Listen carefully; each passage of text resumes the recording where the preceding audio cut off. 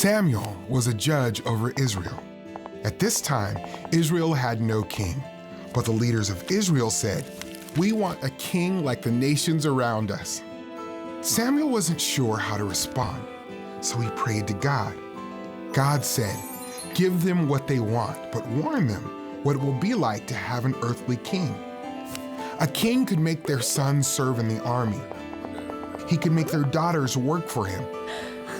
Or he could take away their fields and servants. But the Israelites didn't care. "Give us a king," they said. God brought to Samuel a man named Saul. "You will be king," Samuel said. Saul was surprised. He was from the tribe of Benjamin, the smallest tribe in Israel. Samuel anointed Saul, and the Spirit of God was with Saul. When the time came for Samuel to introduce the Israelites to their new king, no one could find Saul. God said, "There he is, among the supplies." Oh no!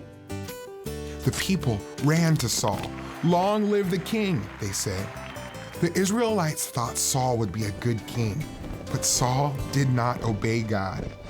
One day, Saul took an army to fight the Philistines, but the Philistines had more chariots, more horses, and more soldiers. Saul wanted to ask God for help. Maybe if he made an offering to God, they would win the battle. There was one problem. Only the priests, like Samuel, were allowed to give offerings to God.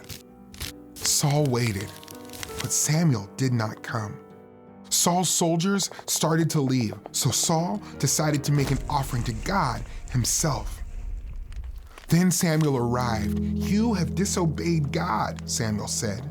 "You will not be king much longer. God is going to find someone obedient to be king."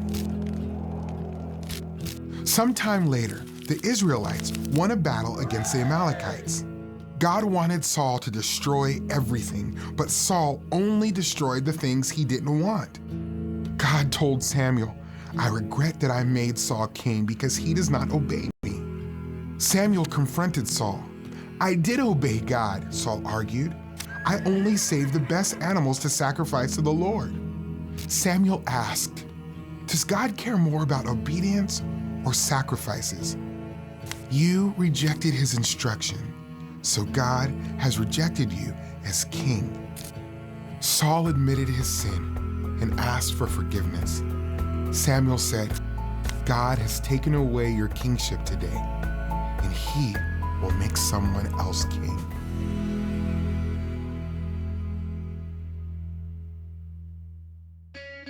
God intended for a heavenly king to rule over Israel, but the Israelites did not trust God's plan and wanted a king like the nations around them. God gave them a king, but Saul did not obey God. God had a plan to send his son, Jesus. King Jesus trusted and obeyed God perfectly and died so sinners could be forgiven and accepted.